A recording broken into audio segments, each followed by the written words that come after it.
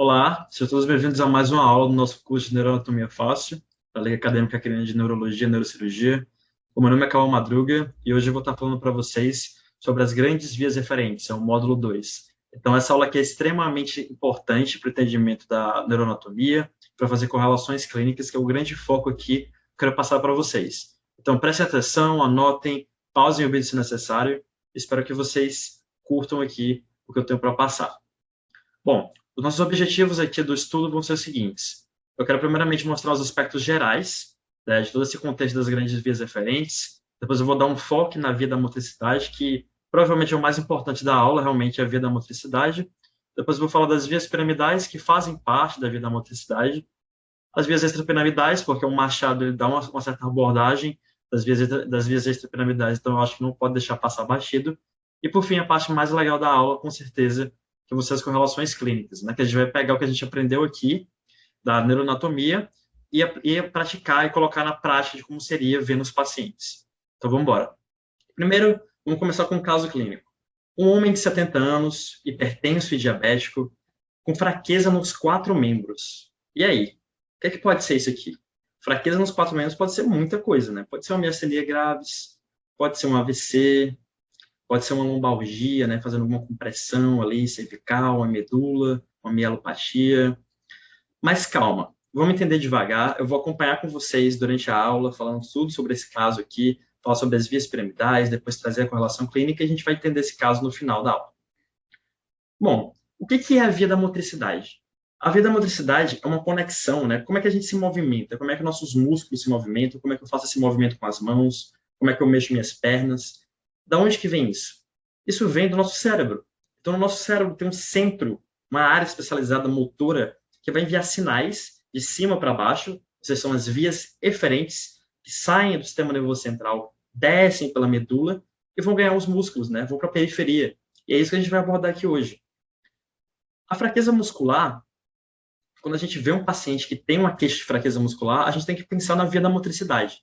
Algum local dessa via, que ela é bem extensa, ela vai começar lá em cima no cérebro, vai descer pela medula, tá bom? Vai passar pelo tronco encefálico na sua passagem, vai fazer uma sinapse lá com a periferia, com o segundo neurônio motor, né? Vai pelo nervo, vai para a junção, né? A junção neuromuscular, e finalmente atinge o músculo. Então, toda essa informação a gente chama de via da motricidade, todo esse trajeto, né? Esse longo trajeto formado por dois neurônios, o neurônio motor superior, que é a primeira bolinha aqui, eu vou estar colocando para vocês com o mouse, vou colocar aqui o ponteiro. Essa primeira bola aqui, né? A gente está representando o neurônio motor superior, que começa lá no córtex. Ele desce, passa pelo tronco, pela medula, faz sua sinapse com o segundo neurônio motor e vai ganhar periferia e chegar no músculo. Então, sempre que pensar em fraqueza muscular, tem um problema em algum local aí. Então, algum local dessa via extensa, formado por dois neurônios longos, vai apresentar alguma lesão. E aí, né, o músculo sendo o local final do nosso trajeto, cadê o Wally, né? Lembra daquele personagem Wally que a gente tem que procurar ele no desenho, né? Tem que pegar o livro e encontrar onde é que ele tá? Então, onde é que tá o Wally? O Wally é uma lesão. A lesão tá no cérebro? A lesão tá no tronco encefálico? Tá na medula? Tá no nervo? Tá na junção? Tá no músculo? Tudo isso a gente vai aprender hoje, tá? É como identificar padrões para a gente saber onde será que no paciente a gente tem uma lesão. Mas vamos lá. Primeiramente, a gente tem que lembrar uma coisa. O córtex, ele tem uma divisão funcional, né? A gente tem as barreiras do córtex. Na verdade, elas não são muito bem delimitadas. Tem uma questão de vias, né? Cada via tem uma importância clínica, tem uma importância funcional para a gente. Mas, em geral, a gente sabe que o nosso córtex ele vai ter uma região responsável pela motricidade, vai ter uma região responsável pela sensibilidade, pela cognição, a linguagem, a audição, a visão. Então, assim, isso de uma forma bem grosseira eu estou colocando, mas é importante a gente saber que lesões que peguem o córtex, elas não vão ter uma correlação clínica apenas específica de uma área. Provavelmente, se for uma lesão maior, ela pode englobar a cognição com a motricidade, talvez se pegue a audição, ela pode se estender para a visão. Então, tudo isso tem uma região certinha no córtex que é responsável por cada uma dessas funções corticais superiores, certo? E aí, também a memória, né? E aí, o que a gente tem que entender? A gente tem que entender de onde que vem a motricidade, né? Então, eu falei que tem várias funções, né? Divisão funcional importante no nosso córtex, no nosso cérebro, né? Mas a motricidade específica, da onde ela vem? Então, a gente tem que, primeiramente, lembrar dos nossos lobos, né? Então, a gente vai ter o lobo frontal, tá bom? O lobo frontal, o lobo temporal, o lobo parietal e aqui nessa região mais posterior, o lobo occipital. E como é que é essa divisão? Vamos lembrar? A gente vai ter um sulco central, né? O sulco central de Rolando. Então, essa área aqui, ó, que eu estou passando para vocês, é o sulco central. Então, o sulco central vai dividir o lobo frontal, essa região aqui que está colorida nesse esquema, do lobo parietal. E aqui a gente tem um sulco lateral, que vai separar o lobo temporal dos lobos frontal e parietal. Aqui mais atrás a gente tem um lobo occipital, que tem uma divisão um pouco mais imaginária, né? É uma linha mais imaginária, mas a gente faz uma divisão um pouco mais grosseira. Seria o lobo occipital. E o que é importante de entender aqui? O sulco central, além de dividir o lobo frontal do lobo parietal, ele vai dividir aqui nessa região que está em vermelha, é a córtex motor primário. Na verdade, a gente chama de giro pré-central. Giro pré-central porque ele está antes do sulco central. Então, o giro pré-central, essa área vermelha aqui, a gente chama de giro pré-central, que na verdade também é a área do córtex motor primário. Isso é muito importante.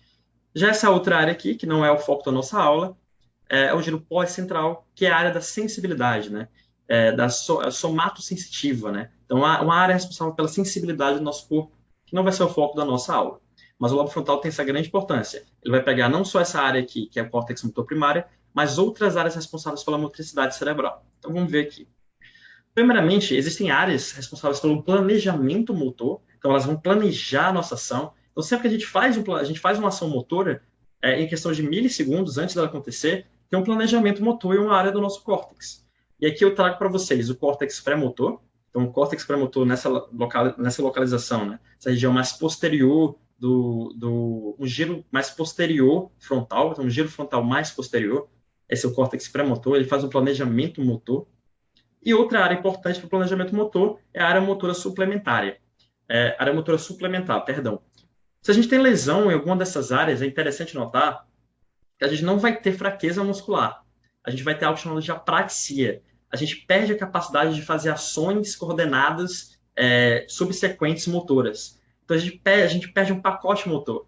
Então, por exemplo, um paciente que tem lesão em alguma dessas áreas, o que vai acontecer com ele é o seguinte: a gente pede, por exemplo, ele colocar uma chave numa fechadura e abrir uma porta, ele não consegue. Ele não tem fraqueza muscular, mas ele não consegue planejar uma atividade motora. Você vai fazer o seguinte: você vai escrever no papel, vai colocar na embalagem, vai colocar no correio. Ele é incapaz de fazer isso. Isso é apraxia, não é um tema da aula, mas acho interessante trazer para vocês esse tipo de lesão.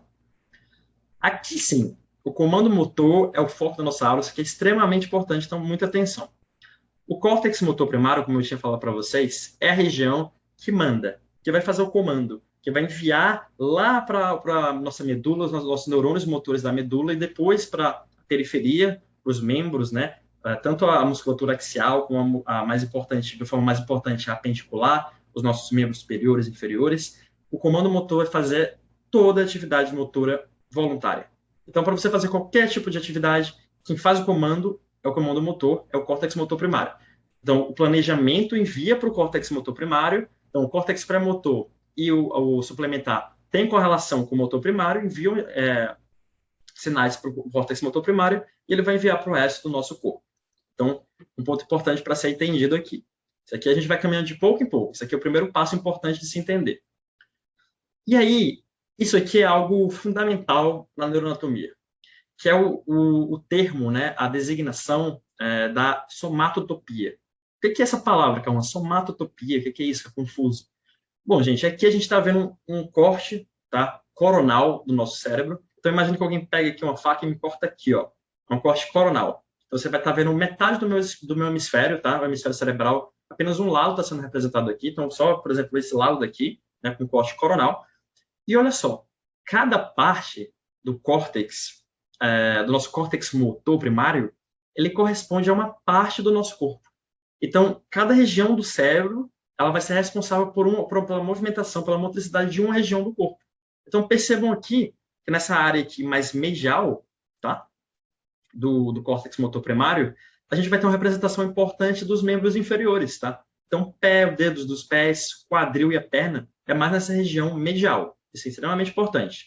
Já nessa região mais lateral, né, mais afastada para a lateral, a gente vai ter uma representação facial. Então, a língua, a boca, o nariz e os olhos. Então, nessa região aqui. E nessa região intermediária, a gente tem uma representação importante das mãos, né, dos membros superiores. Então, É interessante notar isso. Cada região ali do nosso córtex motor primário é responsável por uma parte, né? Tem a somatotopia, cada parte do corpo está em um local diferente ali da representação cortical. E aqui é o homúnculo de Penfield, né? Isso daqui significa que a gente tem uma grande representação das mãos. Então, a mão, ela pega uma larga área ali do córtex motor primário. Olha como ela é grande, ela tem uma grande representação. E a face também. A língua, a face e as mãos são as duas regiões que têm mais representação cortical. Mas vamos lá, vamos falar do nosso trajeto, continuar com a nossa via da motricidade. Então, a gente vai ter um neurônio motor, que vai estar surgindo lá no córtex, lá em cima, e ele vai descer. Então, a gente tem o primeiro neurônio, né? Vai ter o corpo celular, e do corpo celular sai o axônio, que vai fazer o seu trajeto e vai descer ali para a medula. E aí, aqui eu trago de novo um corte coronal, vamos lembrar da substância cinzenta e da substância branca.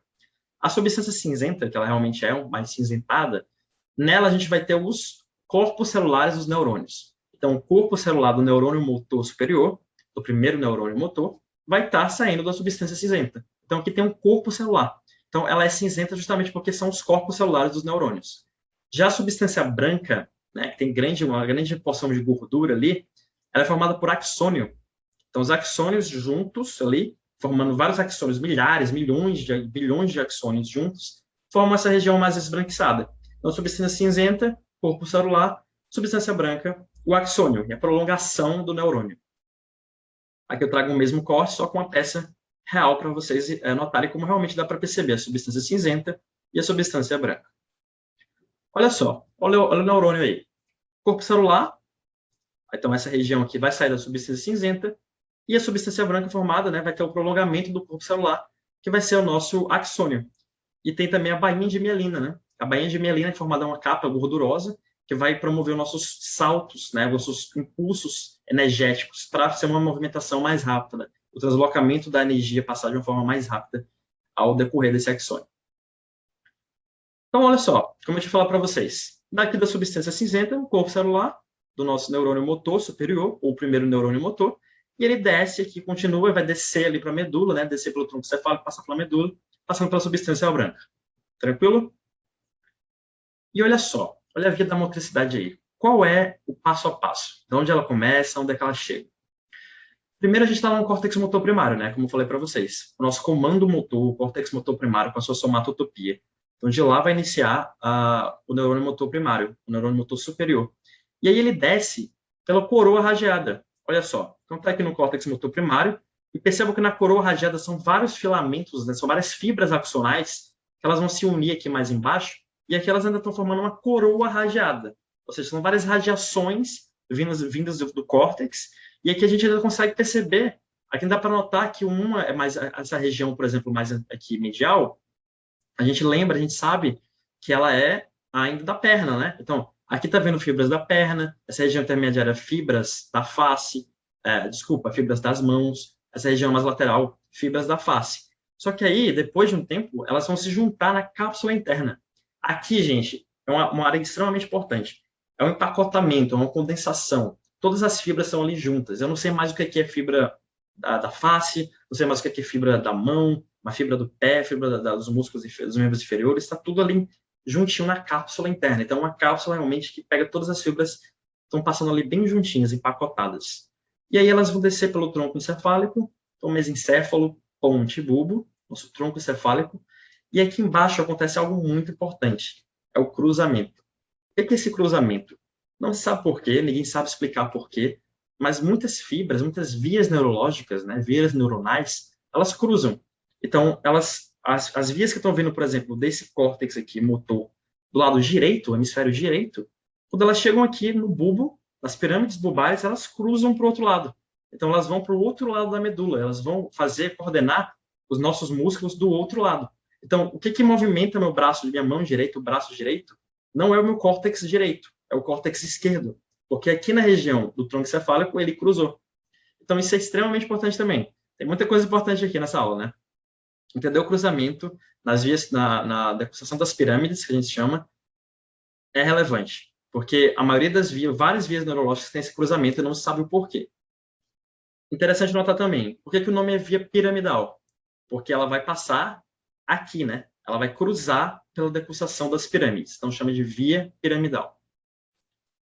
E o tronco cefálico, eu vou trazer para vocês aqui uma imagem de ressonância, para a gente já ter um entendimento um pouco melhor. Só para a gente notar aqui, então o mesencéfalo, essa parte mais superior, aqui na parte intermediária o ponte e o bulbo. Então aqui é a representação para vocês, já um pouco mais fácil de visualizar. Então sempre bom a gente estar treinando ressonância e exames de imagem para a gente entender como ver as estruturas por lá. Então as fibras passam por lá, os axônios passam por lá, antes de alcançarem a medula e decussarem aqui no bulbo, né? Decussam no bulbo e seguem para a medula. Olha só, então vamos continuar falando aqui de tronco encefálico, né? O tronco encefálico, aqui é uma imagem do Netter para a gente, é uma região pequena, muito pequena do nosso sistema nervoso central, do tamanho de um dedão. Então, desse dedão aqui da gente é o tamanho do nosso tronco encefálico, é extremamente pequeno, mas é uma região extremamente importante no sentido de que uma lesão ali, ela vai ser potencialmente fatal e ela vai gerar vários quadros diferentes. Por quê? Primeiro porque as fibras estão muito unidas ali. Então, todas as fibras, para saírem daqui dessa região suprassegmentar, essa região, uma região aqui localizada mais no crânio, para descerem para a medula, tem que passar pelo tronco. E o tronco é extremamente minúsculo. Então, todas as fibras estão passando aqui. Então, uma pequena lesão ali vai fazer um grande comprometimento. E, além disso, no tronco encefálico, a gente tem uns núcleos dos nervos cranianos, os pares de nervos cranianos.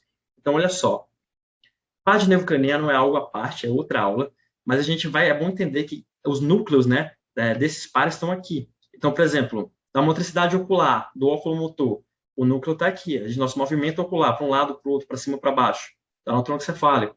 Da língua, a inervação da língua, a gente poder sentir o gosto dos alimentos, deglutição, o nervo facial, musculatura facial, musculatura da mastigação, o esternocleidomastóide. Então, são várias regiões que estão aqui no tronco cefálico. Então, a lesão que também pode comprometer os nossos pares de nervos cranianos. Vamos entender isso. Agora vamos falar do trato piramidal. Vamos entrar no trato piramidal, vamos falar das vias piramidais para vocês. Então, como eu estava falando anteriormente, é o trato córtico-espinhal. Então, a nossa via da motricidade que eu acabei de mostrar para vocês, córtex motor primário, coroa radiada, cápsula interna, tronco cefálico, cruzamento aqui no bulbo e continuação contralateral para a medula, ou seja, o que sai do córtex motor direito vai para a medula esquerda, né, vai para os membros, para a musculatura, toda a musculatura do corpo à esquerda. Esse trato aqui a gente chama de trato córtico-espinhal.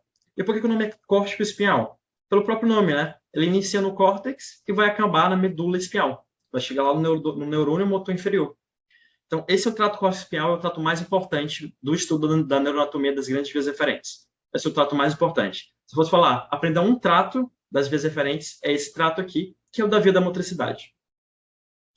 No entanto, tem algo interessante a gente notar. Então, a gente continua aqui na decussação das pirâmides, mas olha só, quando ele desce, tem mais algumas coisas escritas aqui. Vamos dar um zoom? Olha só, decussação das pirâmides, a gente vê que tem um trato córtico-espinhal anterior e um lateral. E por que isso acontece? Porque 75 a 90% das fibras, elas cruzam nas pirâmides. Então, 75 a 90% das fibras que saíram lá do córtex, quando chegam na pirâmide, elas vão cruzar, seja para o lado direito ou para o lado esquerdo. Só que algumas dessas fibras, elas não cruzam, que a gente vai formar o trato córtico-espinhal anterior. Por algum motivo, algumas das fibras não cruzam. Né? Em torno de 10% dessas fibras, elas vão chegar aqui e vão continuar do mesmo lado que elas vieram. Então, por exemplo, a fibra está vindo daqui, a maioria cruzou para esse lado, mas algumas pequenas, né, um filamento menor, vocês conseguem ver que elas continuam do mesmo lado. Então, as que cruzam, a maioria vai descer pelo funículo lateral, na medula, e as que não cruzam vão descer pelo funículo anterior. Tranquilo? Qualquer coisa, pausa o vídeo e repete. Aqui, mais uma vez, mais um corte diferente, corte sagital, mostrando como seria o trato córtico-espinhal. Então, vem do córtex, coroa radiada, vocês estão cansados de escutar isso, mas a repetição é importante para aprender. Cápsula interna, pedúnculo cerebral. O que é isso, pedúnculo cerebral? É o mesencéfalo, é uma região do mesencéfalo. A ponte, a região basilar da ponte, as pirâmides bulbares, e aqui elas vão fazer a depulsação, o cruzamento. A maioria vai formar o trato lateral, né, 75% a 90%, que a minoria vai ser o trato anterior. Mais uma vez, mais uma repetição. Continuando nossa vida na motricidade. Então, primeiro neurônio motor, lá no córtex motor primário. Vai descer ali pelo cérebro, vai descer, vai passar pela coroa radiada, cápsula interna, tronco encefálico, decussação das pirâmides e vai para o lado contralateral da medula. Percebam aqui no esquema que ele chega aqui e ele vai para o outro lado, né, da medula. E aí, o que é importante? Aqui embaixo a gente vai ter um neurônio motor inferior. Então, a sinapse vai ser realizada aqui embaixo. Então, esse neurônio que surgiu lá em cima, assim, percorreu mais de 1 metro, né, saiu aqui do córtex, percorreu 1 metro de distância até chegar a cada equivalente, né, a cada músculo diferente. Então, por exemplo, aqui a gente provavelmente é um músculo mais da perna. Então, ele vai fazer uma conexão com o segundo neurônio motor. Mas pode ser que tenha um segundo neurônio motor aqui no braço, um pouco mais de cima, certo?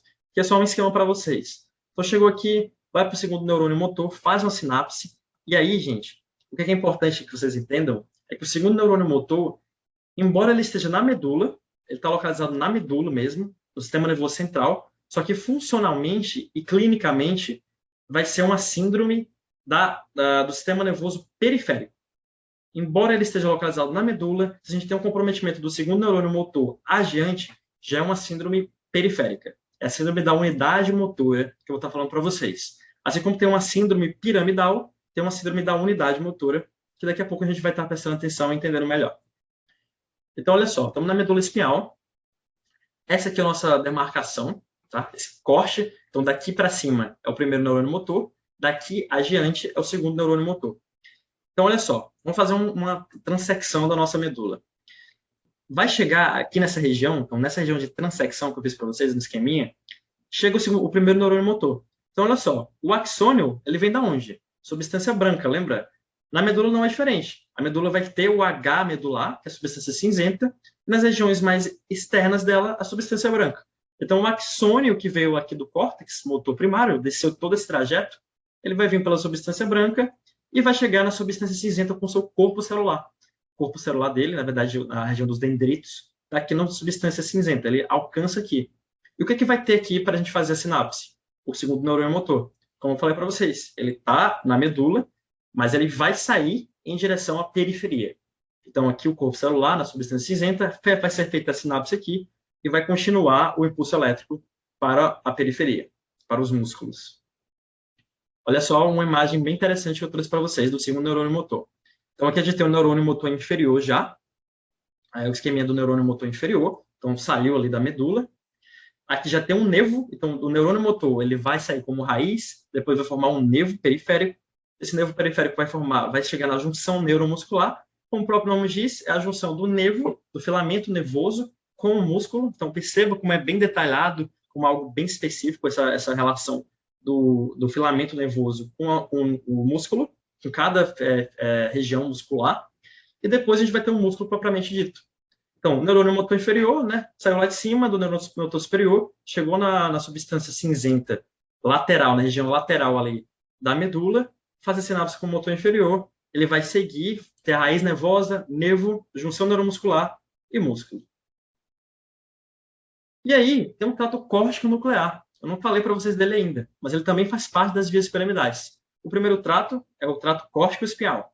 O segundo trato é o trato córtico-nuclear, mas, na verdade, ele tem o mesmo valor funcional do córtico-espinhal, diferindo por transmitir impulso aos neurônios motores do tronco encefálico. Então, na verdade, isso aqui é como se fosse uma porção do neurônio do córtico-espinhal que não continua descendo igual a ele. Ele vai parar no tronco encefálico. Então, ele começa no córtex, na área motora primária, vai para a cápsula interna, igualzinho ao córtex espinhal, e vai para o tronco encefálico. Qual a diferença aqui? Primeira, para no tronco encefálico, vai para os núcleos dos nervos cranianos, e segunda diferença, ele é ipsilateral. Por quê? Se ele não passa ele não vai para o bulbo, ele não chega no bulbo, ele não vai para a medula, não vai ter a decussação, ele não vai cruzar. Então, o que é importante? O meu córtex motor do lado direito, ele vai ser responsável por chegar nos núcleos do meu tronco encefálico na região direita também. Então, olha só, lembra dos núcleos? Então, por exemplo, a movimentação do meu olho direito. Saiu de que região do meu córtex? Córtex direito também, porque ele desce, vem para o núcleo, e do núcleo ele vai sair, né, do núcleo do núcleo do tronco encefálico, ele sai para a minha musculatura, para o meu óculo motor direito, por exemplo.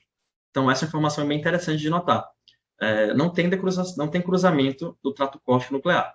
E o que é? Ele sai daqui do córtex e vai para os núcleos dos nervos cranianos. córtico nuclear. E depois, né, do núcleo dos nervos cranianos, vai ter aqui os nervos cranianos, os pares cranianos. Que aí cada par sai de um núcleo e vai para uma região cranial, né, como o próprio nome diz, seja a língua, seja a região do óculo motora, seja o nervo facial, seja, por exemplo, o esternopneumastóide, e aí já são outros 500, já é outra aula, mas fica aí o entendimento do córtico nuclear. Então, resumão das vias piramidais. Vias eferentes, que unem o córtex cerebral aos neurônios motores da medula. O sistema piramidal é formado pelos tratos córtico-espinhal e córtico-nuclear, assim como áreas corticais de origem, que no caso seria o córtex motor primário, e as nossas áreas ali suplementares e áreas de planejamento motor. Mas por que o trato córtico-nuclear, né, que termina antes da medula, é incluído nas vias piramidais? Isso aqui eu falo que são vias que saem do córtex ou para os neurônios motores da medula. Justamente pelo que eu falei, pelo fato de que ele é funcionalmente correspondente ao trato córtico-espinhal. Então, fechamos aqui uma parte importante da aula. Mas e aí, Calma? E além das pirâmides, né? Você tinha falado no início da aula das vias extrapiramidais. São vias que não passam ali pela decursação das pirâmides. Elas não cruzam ali no bulbo, elas não chegam naquela região. Elas saem de outras porções. Vamos falar delas também. A primeira que a gente vai falar é o trato rubro-espinhal. Rubro vem da onde, né? A gente sabe que córtico espinhal sai do córtex. E o rubro espinhal sai da onde? Sai do núcleo rubro, ou o núcleo vermelho, né? Em inglês é o red nucleus, então núcleo vermelho, mas em português é o núcleo rubro, que está localizado no mesencéfalo. Então, no mesencéfalo, a gente tem esse núcleo rubro aqui, e ele vai sair, o trajeto sai do núcleo rubro e vai para os neurônios motores da medula espinhal. E qual a importância desse trato aqui? Esse trato, ele auxilia o trato córtico espinhal na movimentação específica das porções distais dos membros. Então, percebam aqui que nosso membro superior, então a região aqui do antebraço e das mãos, e nessa região aqui abaixo do joelho e dos pés. Então, se a gente tem uma lesão ali que comprometa o córtico espinhal, a gente ainda vai ter uma certa movimentação, ainda vai conseguir fazer uma certa movimentação do rubro por causa do rubro espinhal. Então, dá para movimentar um pouco os braços, dá para movimentar um pouco mais grosseiro as mãos, o braço e as pernas, a parte mais distal, por causa do rubro espinhal. Outro trato, o trato teto-espinhal.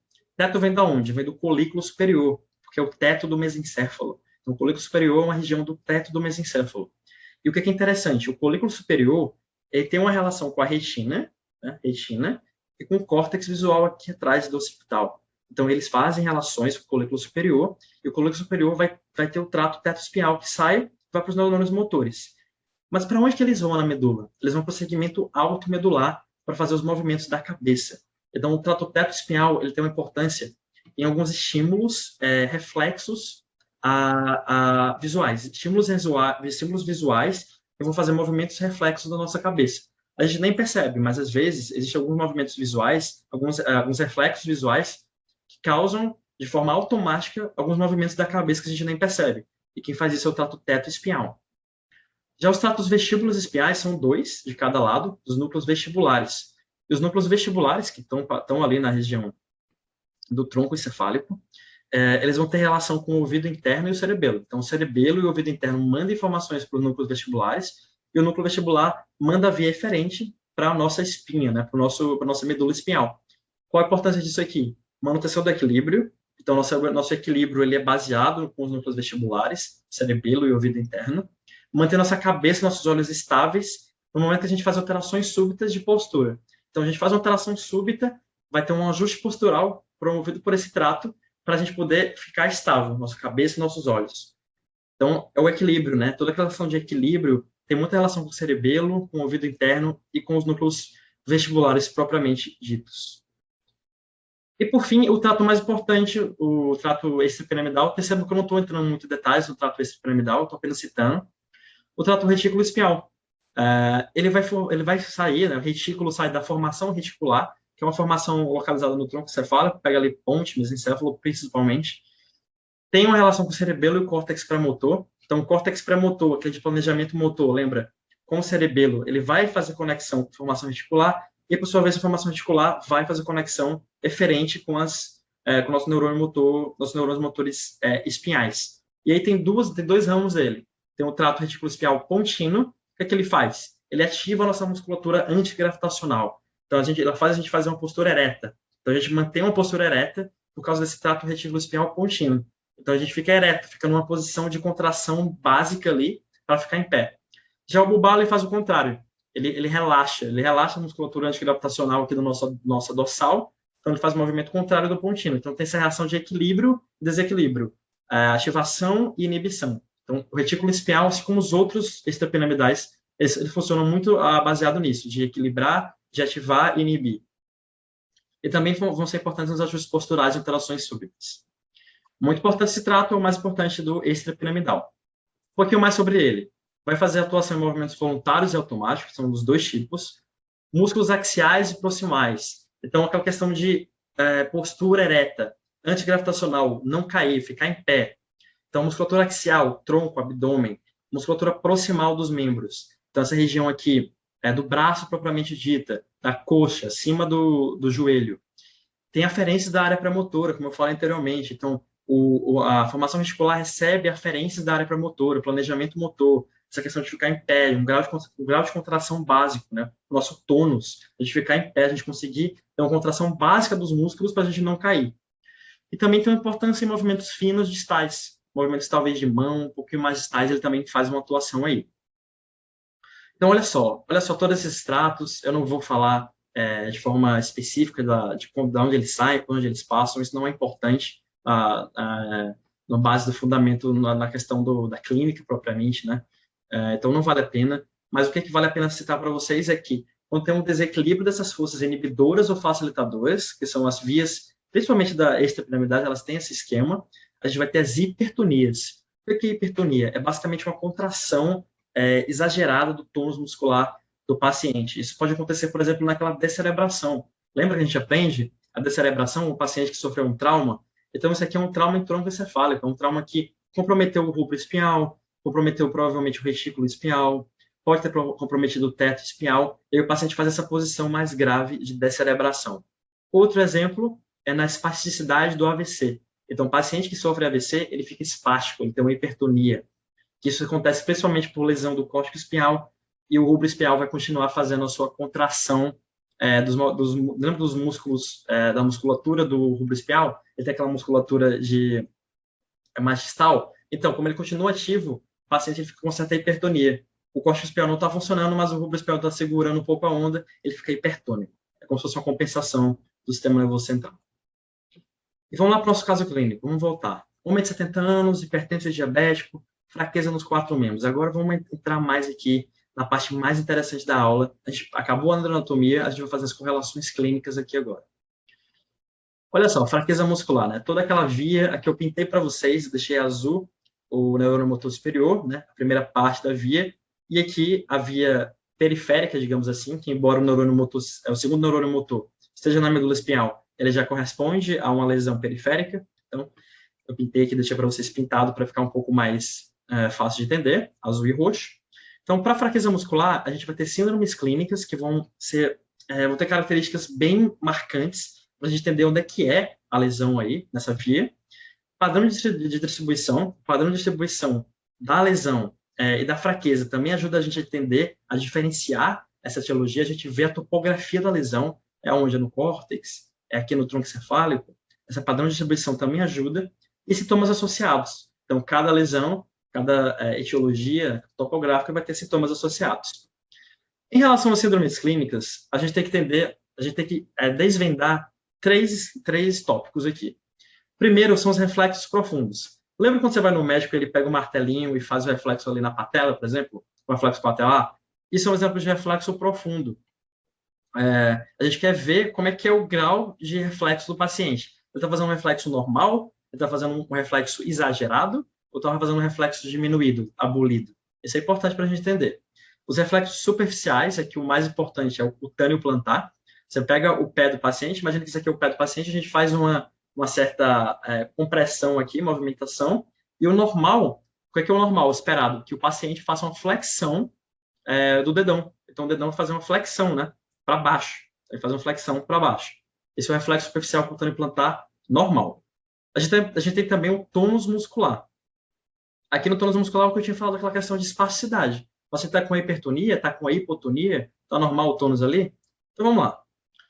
Vamos fazer esse corte. Então, vamos dividir Agora vamos falar de síndrome.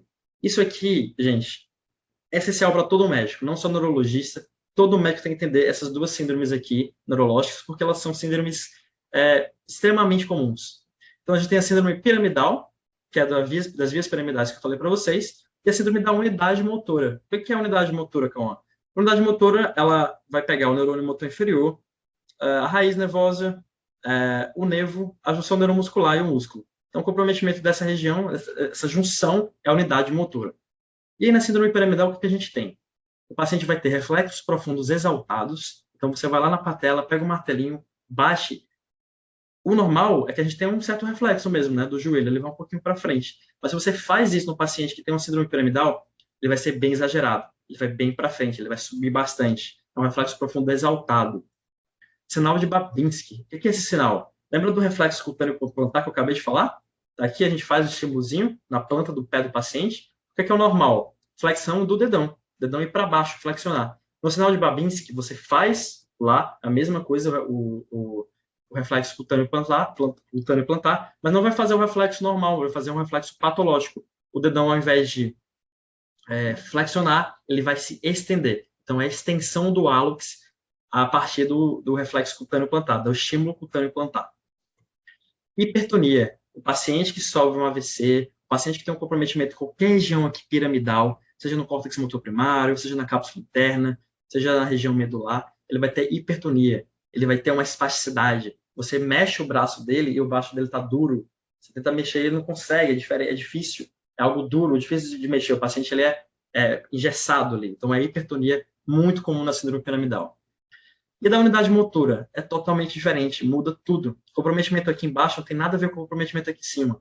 A gente vai ter reflexos profundos normais ou hipoativos, ou seja, você faz lá no joelho, na patela, vai estar normal, ou então vai estar hipoativo, vai estar um pouco abolido, vai estar reduzido. Tônus normal ou hipotonia, então é sempre ou está normal ou está abaixado, né? Hipotonia, o paciente está com flácido, né? O paciente que a gente vê flácido, molão ali, pode estar com a síndrome da unidade motora. E atrofia ou hipotrofia. Por que vai atrofiar aqui os músculos desse paciente e não atrofia da síndrome piramidal? Porque, entenda, se a gente tem uma lesão aqui dos neurônios motores ou dos nervos, o nervo ele vai inervar o músculo. Se não tem nervo, o músculo não mexe. Se ele não mexe, ele atrofia. Ele fica parado. Por que eu vou ter um músculo que eu não uso? O corpo ele atrofia. Vai ter uma atrofia natural. No caso não é natural, né? Patológica. Mas isso explica porque tem atrofia da unidade motora e não da síndrome piramidal. Cauã, como é que eu faço para decorar isso, hein, cara? O jeito que eu aprendi é o seguinte: síndrome piramidal, lembra da pirâmide, né? A pirâmide aponta para onde? Para cima. Então, tudo está para cima. O reflexo profundo está exaltado, está exagerado. Hiperreflexia, reflexo para cima. Sinal de Babinski, né? Babinski vai fazer o quê? Ele faz flexão ou extensão? Extensão é para onde? Para cima. Hipertonia, hiper, para cima. E a unidade motora é o contrário, né? As coisas ou estão normais, ou estão abolidas, ou estão atróficas. Tá bom? Espero ter entendido. Essa parte foi bem crucial para o entendimento da aula e para aplicar na clínica. Mas vamos lá, vamos continuar a aula aqui. Caso clínico aqui. Vamos continuar nosso caso. Homem de 70 anos, hipertenso diabético, fraqueza nos 4 membros, Babinski bilateral e reflexos exaltados. Então, aqui a gente já pegou uma parte, a gente já sabe o quê? Isso aqui é a síndrome o quê? É da unidade motora ou é piramidal? Síndrome piramidal. O cara tem Babinski bilateralmente e tem reflexos exaltados. Pirâmide. Babinski, reflexos exaltados. Então, aqui a gente já matou. Aqui a gente já sabe que é piramidal. A gente não sabe onde é que está na região piramidal. A gente já descartou o neurônio motor para baixo, o motor inferior. A gente sabe que é toda aquela extensão piramidal. Mas aquela extensão piramidal tem 1 metro de via. Onde é que está naquela via? Como é que a gente vai saber? Vamos continuar a aula. Então, olha só. Via da fraqueza muscular, síndromes clínicas. O que tem de importante na síndrome clínica, que eu acabei de falar? Ela apresenta limitações na fase aguda. Então, olha só. Um paciente que teve um AVC e acabou de chegar lá, você vai fazer um Babinski? Não vai ter Babinski, não. Chega o paciente que acabou de ter um AVC, ou acabou de ter uma lesão em outra região aqui, ele não vai ter Babinski. Tá? Isso é algo que é importante notar. Nem sempre o exame neurológico vai demonstrar o que a gente quer ver. Às vezes não tem, então é uma limitação. E a via longa? Onde é que está nessa via? Eu sei que é nessa via. Isso aqui é síndrome piramidal. Mas aonde? Tem que descobrir. E aí a gente vai partir para os padrões de distribuição e para os sintomas associados. A gente tem que fazer uma refinação, um refinamento da topografia, para a gente encontrar onde é que está aí, exatamente, ou pelo menos muito próximo, a nossa lesão. Então vamos lá, agora eu vou mostrar para vocês os padrões de distribuição a partir de cada local de cada lesão. Vamos começar no córtex cerebral, a lesão é aqui no córtex. Por exemplo, um AVC. Um AVC e pega o córtex motor primário. O que a gente vai ter, gente? A gente vai lembrar da somatotopia e do nosso homúnculo de Penfield. Então, imagine uma lesão de córtex cerebral que pega essa região aqui. Está pegando essa região mais lateral, que tem a face e tem essa região aqui, que é da mão. E aí, a gente tem uma lesão aqui, comprometeu essa região, o que é que vai acontecer? Isso aqui, a gente vai ter um comprometimento chamado de hemiparesia de predomínio brachiofacial. O que é hemiparesia? Hemi é metade. Paresia é quando a gente tem uma fraqueza muscular. É diferente de plegia. Plegia é quando tem totalmente abolição do movimento. Ele não consegue fazer nenhum movimento. Do ponto de vista clínico, é a mesma coisa, só muda a gravidade da lesão. Lesões mais graves, hemiplegia. O paciente nem consegue levantar nem mover. Hemiparesia só tem uma fraqueza. E por que é hemiparesia? Porque é contralateral. Lembra? Então, a gente tem uma lesão no córtex cerebral à esquerda, onde é que vai ser a lesão? Vamos dizer que pegou essa região, tá? Essa região aqui facial e da mão, né, dos braços. Então, a lesão vai ser na face do lado direito, tá bom? E aqui nos braços do lado direito também, porque tem o cruzamento. Então, córtex cerebral, lesão córtex cerebral, hemisfério esquerdo, vai ter a hemiparesia direita de predomínio brachiofacial, porque pega na somatotopia a face e os braços. Então, um exemplo para vocês, né, é muito típico isso aqui, é o AVC da artéria cerebral média, uma das artérias mais importantes do nosso sistema arterial cerebral. A artéria cerebral média, olha só na ressonância, o que aparece para a gente? Hipertensidade grave. E olha só, o que acontece? Aqui a gente está vendo um corte axial da tomografia da ressonância, e aqui um corte não axial, mas coronal, que a gente vê que pega bastante a região que eu falei para vocês, que é aquela região da face, né, e a região das mãos. Então, pega aqui e essa região mais em cima aqui, que seria a região mais medial da perna, fica um pouquinho, fica preservada, né? Então, por isso que o paciente não tem comprometimento de membro inferior. Ele tem comprometimento brachiofacial. Continuando no córtex cerebral, agora é diferente. Agora a lesão é aqui, ó. Lesão na região medial. Aqui vai ter qual a diferença? Como é que vai ser esse padrão? Vai ser um padrão de hemiparesia de predomínio crural. Crural aqui se relaciona a membro inferior. Quando você ouvir crural, é porque é membro inferior. Então, se pegou só essa região aqui e preservou essa região, a gente vai ter um predomínio da perna contralateral à lesão. Por hemisfério direito, a lesão no córtex direito, a perna esquerda vai estar comprometida, vai estar hemiparética, né? Uma paresia ou plegia, dependendo da gravidade do quadro. Então, olha só, isso aqui é outro AVC, mas agora é de artéria cerebral anterior. A artéria cerebral anterior, ela vai irrigar essa região medial, essa região do córtex motor primário mais medial, que é da perna. Então, já até pegaram uma coisa interessante, né? A artéria cerebral média, se tiver um AVC dela, vai ter o quê? Predomínio brachiofacial. Se tiver um AVC de artéria cerebral anterior, predomínio crural dos membros inferiores. Outra coisa interessante, lembra dos sintomas associados? O nosso córtex, ele tem várias funções, ele não tem só motricidade. Então, a gente pode ter muito bem um comprometimento de cognição junto. Se pegar uma região da linguagem, o paciente vai ter afasia, não vai ter dificuldade de falar. Pode comprometer a memória, se for um AVC mais baixo em polo temporal, em região temporal. Audição, visão, sensibilidade, ou seja, tem os sintomas associados, os sintomas corticais associados. Então, você vê um paciente que tem paresia, né? Tem fraqueza muscular e tem problema de cognição, é córtex cerebral, não tem o que fazer. Não tem cognição na medula, em outra região da via piramidal. Tem problema de cognição, motricidade, linguagem, córtex cerebral. Você mata a charada. Olha só a cápsula interna agora. Lembra da cápsula interna? Tem a coroa radiada, né? Que é aquela coroa, aquelas várias regiões que vão se juntar, elas formam um pacotezinho na cápsula interna, empacotamento de todas as fibras. O que será que acontece? Vamos pensar. Se todas as fibras estão lá e a gente tem uma lesão ali, o que vai acontecer?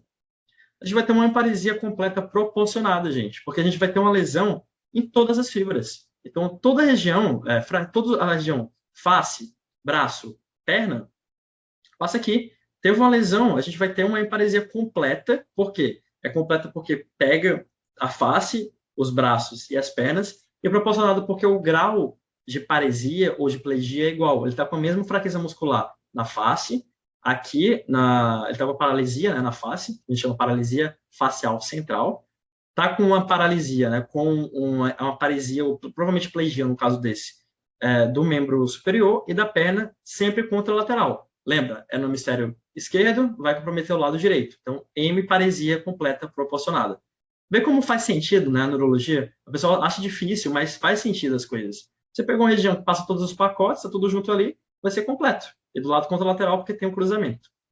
Então, um exemplo para vocês aqui, percebam aqui essa região hiperdensa, é um infarto lacunar aqui, que pegou cápsula interna e o paciente teve esse esquema de hemiparesia completa proporcionada. Aqui é o hemisfério direito, né? Lembra que é sempre invertido na imagem. Esse aqui é o direito, a hemiparesia foi do lado esquerdo.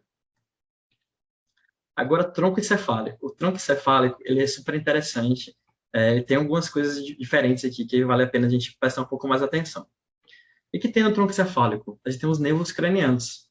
Então, se a gente tem uma lesão de tronco encefálico, a gente vai ter, além da fraqueza muscular e da via piramidal, a gente vai ter também disfunção de pares de nervos cranianos. Então, o paciente vai ter, por exemplo, dificuldade para deglutir, o paciente que está com um oculomotor, ele está com estrabismo, por exemplo, está com o olho estrábico em relação ao outro, o paciente que não consegue olhar para a direita, por exemplo, ou então não consegue olhar para a esquerda, tem algum problema aqui. O facial também, o facial tem alguma coisa um pouco mais pertinente, um pouco mais diferenciada. Mas, enfim, ele vai ter disfunção de nervo craniano. Então, olha só, prestem atenção. Isso aqui vocês não devem esquecer nunca na vida de vocês. Agora que vocês vejam isso, nunca mais esqueçam o que eu vou falar agora para vocês. Olha só, via piramidal, começa lá, né, no córtex, desceu, chega no tronco encefálico, vai cruzar e vai continuar lá para a medula, né? O nervo craniano, gente, ele está localizado em uma região aqui que ela está antes do cruzamento. Então, o par de nervo craniano, né, o núcleo do nervo craniano, dos seus 12 pares, que estão localizados aqui no tronco encefálico, eles saem antes do cruzamento da via piramidal. O que é que isso significa? Se a gente tiver uma lesão que pega aqui o nervo craniano e a via piramidal, a gente vai ter um comprometimento do nervo craniano do lado da lesão. Então, por exemplo, pegou aqui o lado esquerdo, por exemplo. Comprometimento do lado esquerdo, uma lesão aqui do lado esquerdo. Pegou a via piramidal e pegou o nervo craniano. Então, a gente vai ter um comprometimento de nervo craniano à esquerda e um comprometimento da paresia, né, de fraqueza muscular à direita. Ao contrário. Então, a gente vai ter uma hemiparesia alterna. Por quê? Porque aqui ainda não teve o cruzamento. Se a gente tem uma lesão aqui, o nervo craniano vai ser ipsilateral e a via da motricidade vai cruzar. E quando ela cruza, vai ser o comprometimento do outro lado. Então, a gente chama isso de hemiparesia alterna. Olha só, a gente vai ter aqui, nessa região, um comprometimento. Provavelmente vai ter um comprometimento facial também, por causa do córtex motor primário, aqui da via piramidal, não de nervo craniano, mas vai ter um comprometimento de nervo craniano de um lado, por exemplo, se a lesão for do lado esquerdo, vai ter um comprometimento de nervo craniano à esquerda. Por exemplo, esse olho aqui, ele vai estar com algum comprometimento de motricidade. O meu olho esquerdo está com comprometimento de motricidade, está com estrabismo, e do lado contrário da lesão, do lado contrário do corpo, a gente está com a hemiparesia, fraqueza muscular. Gente, sempre que tiver hemiparesia alterna, é tronco encefálico. Se você vê um paciente que tem problema de nervo craniano de um lado e do outro lado do corpo ele está com hemiparesia, foi uma lesão no tronco encefálico. Sempre, sempre. Lembrem disso. Isso aqui é extremamente importante da topografia na clínica neurológica. Então, olha só. Esse exame de imagem para vocês. Eu mostro essa região aqui da ponte com a hiperdensidade, um AVC. Então, a gente tem um AVC em ponte, aqui do lado esquerdo da ponte. Como é que vai ser esse paciente? Vai ter uma hemiparesia do lado direito, que ainda vai ter o cruzamento, e vai ter comprometimento de nervo craniano, os nervos cranianos da ponte, do lado esquerdo, porque foi no lado esquerdo. Então, os nervos cranianos da ponte do lado esquerdo vão estar comprometidos, e o lado direito do paciente vai estar com hemiparesia. Super importante. Ah, eu vi esse exame aqui, eu vou pedir uma tomografia e não teve nada. Ah, não é nada não, eu errei então, é tronco encefálico. Não, você não errou. Isso aí, a clínica soberana. A clínica, você viu isso aí, a hemiparesia alterna, é tronco encefálico, certeza. O exame de imagem pode estar errado, é de um paciente errado, não veio certo, a tomografia não é bom para isso, tem que pedir uma ressonância, mas hemiparesia alterna, é tronco encefálico. Então, fique com isso na cabeça e não esqueçam nunca. E agora vamos para a medula. Medula cervical. O que é importante na medula cervical? Acho que vocês até já sabem, né? A gente já tem até uma ideia. Medula cervical a gente lembra de tetraparesia. Então, é mais cervical, é região mais alta, teve algum comprometimento de medula mais alta, paciente vai ter uma tetraparesia. Ele não vai conseguir mover nenhum dos braços, dos dois lados, e nenhuma das pernas. Porque a medula é a medula cervical, a medula está passando tudo. Então, você pegou a medula ali, pegou a medula, sua extensão total da medula, o paciente vai ter tetraparesia, ele não vai conseguir fazer a movimentação. E se for uma secção ali da medula? Pô, o paciente levou um tiro, uma facada, cortou tudo. Tetraplegia. O paciente não vai mais mover nenhuma parte ali porque ele ficou tetraplégico. Então, se for um pouco mais, se for apenas uma compressão, por exemplo, um tumor, uma estenose, a gente lembra de tetraparesia. Se for um comprometimento completo, facada, arma branca, tiro, tetraplégico. E na medula torácica e medula lombar, qual a diferença? É tudo medula, tem diferença? Tem diferença. Na medula torácica, que é um nível mais abaixo, o paciente não vai ter o comprometimento dos membros superiores, né? Não vai ter o comprometimento, porque aqui, entendam, como é que é a lógica? Desceu aqui, já fez o neurônio motor, o segundo neurônio motor dos braços já estão aqui. Então, já está com o braço sendo inervado. Então, o braço está funcionando tranquilo. Já mais embaixo, a gente vai pegar apenas a perna. Então, apenas uma paraparesia. E na medula lombar? Na medula lombar, é interessante, antes de falar da medula lombar, vamos falar da medula espinhal. Na verdade, vamos falar da medula espinhal de forma completa, né? Essa aqui é da medula lombar e da medula torácica, porque o paciente vai ter paraparesia. E falando em geral da medula espinhal, seja cervical, seja lombar, seja torácica, existe algo que é o sintoma associado, que é o nível sensitivo. Doutor, daqui, debaixo do meu mamilo para baixo, eu não sinto nada. Debaixo do umbigo para baixo, não sinto nada. A gente chama de nível sensitivo. Porque além do paciente perder o trato, a via eferente, né, que eu estou falando para vocês, que vem de cima para baixo, ele também vai ter comprometimento da via aferente, que é a via da sensibilidade. Então, ele vai ter uma perda da sensitividade. O paciente que é tetraplégico, ele não consegue mexer e também não sente nada, né? Assim como o paraplégico, porque ele tem um nível sensitivo do local da lesão para baixo, ele não sente. Você tem uma associada importante de medula. E disfunção esficteriana. Existem algumas regiões aqui, principalmente medula lombar, que são regiões que, se você lesar, vai gerar incontinência urinária, e outras vai gerar uma retenção urinária. Então, o paciente tem uma disfunção esficteriana por causa aqui a gente está falando de sistema nervoso autonômico, né? Que também passa pela medula espinhal. Então, o paciente tem disfunção esficteriana, nível sensitivo, pensa em medula. Fraqueza muscular com esses comprometimentos, a gente pensa em medula. Cervical, tetraparesia, tetraplégico. Torácico, lombar, a gente lembra, principalmente torácico, paraparesia, e ali a questão do nível sensitivo, a partir dependendo da região, da disfunção esficteriana, mais ali na região lombar, tá bom? E agora vamos entrar nessa parte um pouquinho que a galera não conhece muito, que é um pouco mais nebuloso para a maioria das pessoas, que é o neurônio motor inferior. O que é que tem no neurônio motor inferior? Vamos lá, uma lesão do neurônio motor inferior. Ele está lá na medula, mas como eu falei para vocês, ele já se comporta de forma funcionalmente sistema nervoso periférico. A gente vai ter a síndrome da unidade motora aqui, lembra? Fasciculações, o paciente vai ter atrofia, o paciente vai ter... Inclusive, eu não sei se eu falei para vocês das fasciculações, eu acho que até esqueci, mas depois eu cito para vocês a fasciculação.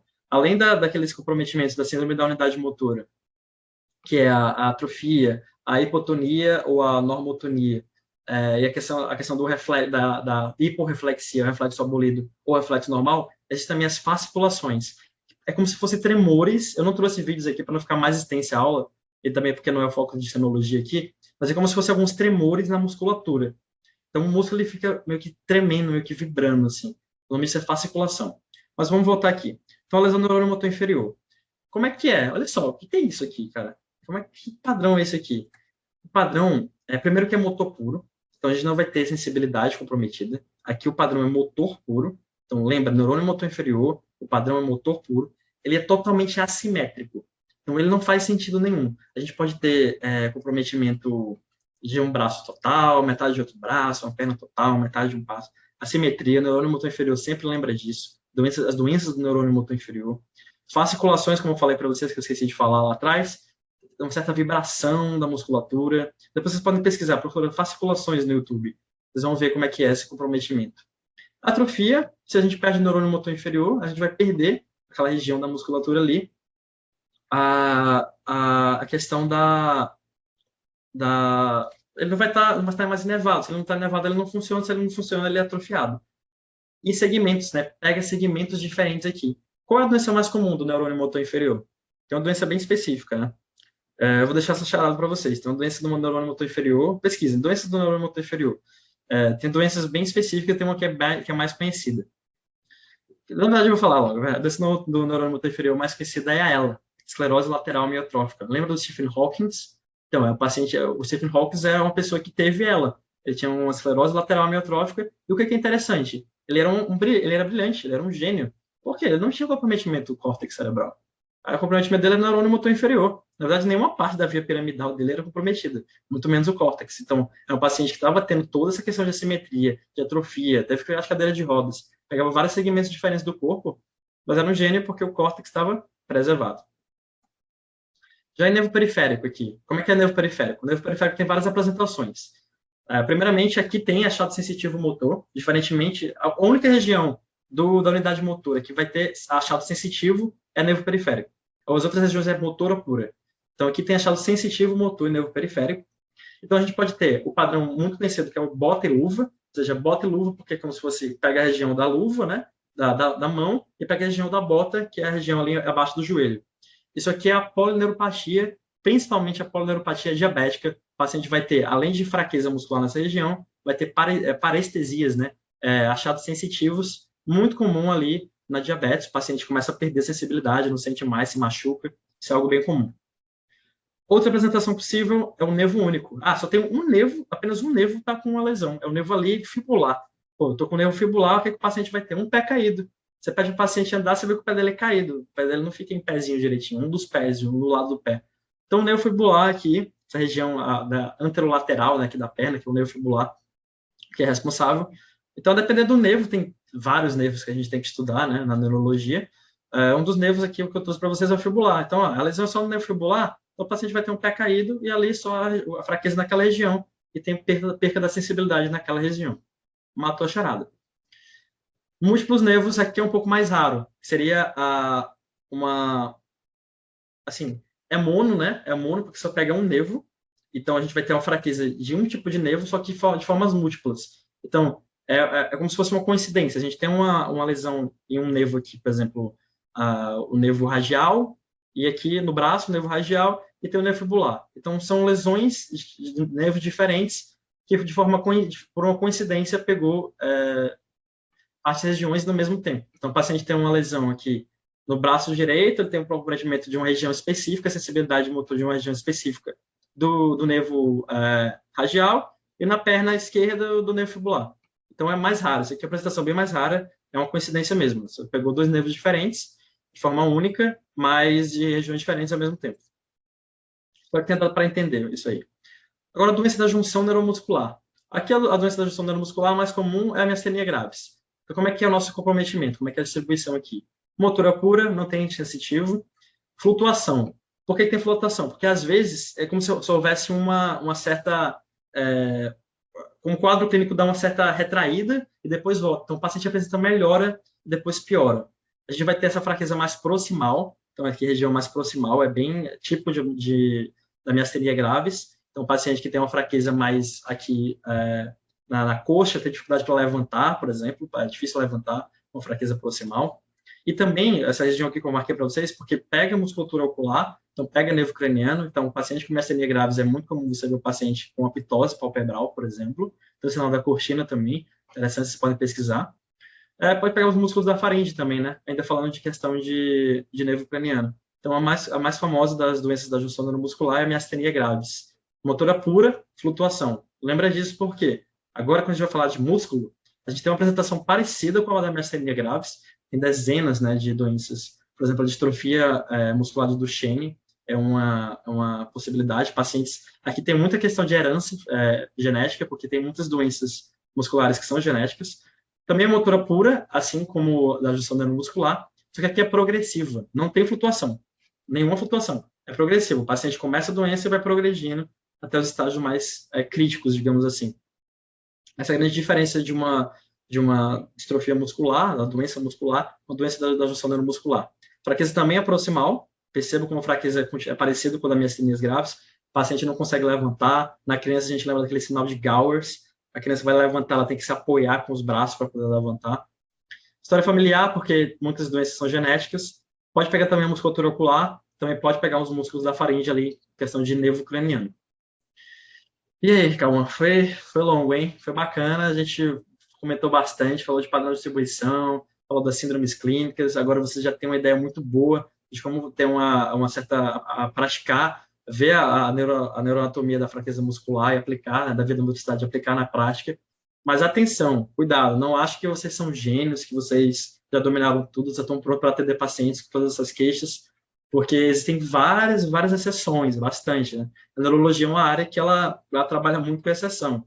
E tem casos diferenciados, casos raros. Então, nem sempre o que a gente está falando aqui, né, esse jeitão da doença, nem sempre ele aparece desse jeito. Então, cuidado para não cair do cavalo, humildade sempre. Isso aqui é só uma aula para a gente, como acadêmico, entender um pouco mais e poder tentar matar algumas coisas na nossa vivência como profissional generalista, né?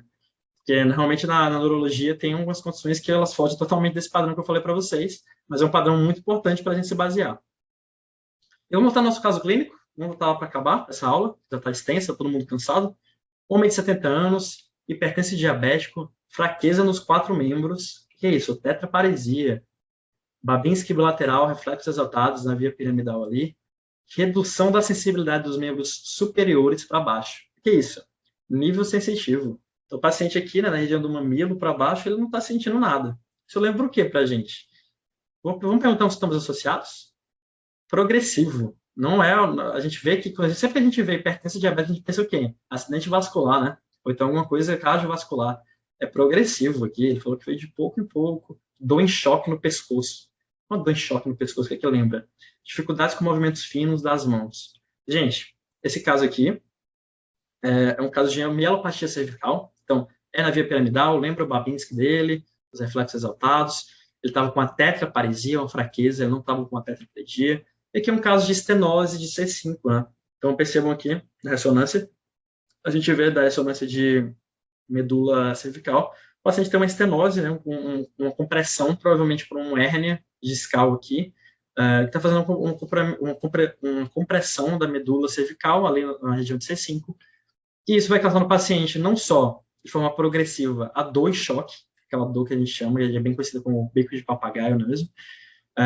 Pode ser comum em idoso, e mais também está gerando uma tetraparesia nesse paciente e perda da sensibilidade, porque lembra, sempre a gente pensa em mielopatia e doença principalmente cervical, a gente lembra de tetraparesia e qualquer tipo de mielopatia nível sensitivo.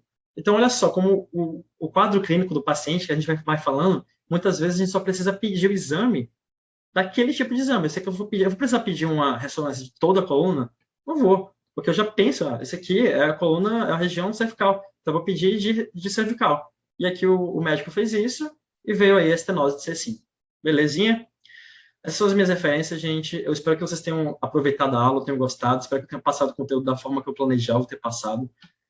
Aqui está o meu muito obrigado pela concentração aqui, por prestarem atenção na aula. Espero que tenha sido de grande proveito para vocês. Nosso contato, pode entrar em contato com a gente pelo Instagram ou pelo e-mail, qualquer tipo de dúvida. E continue assistindo nosso curso. Espero que tenha sido muito bom para vocês a aula. Obrigado e até a próxima.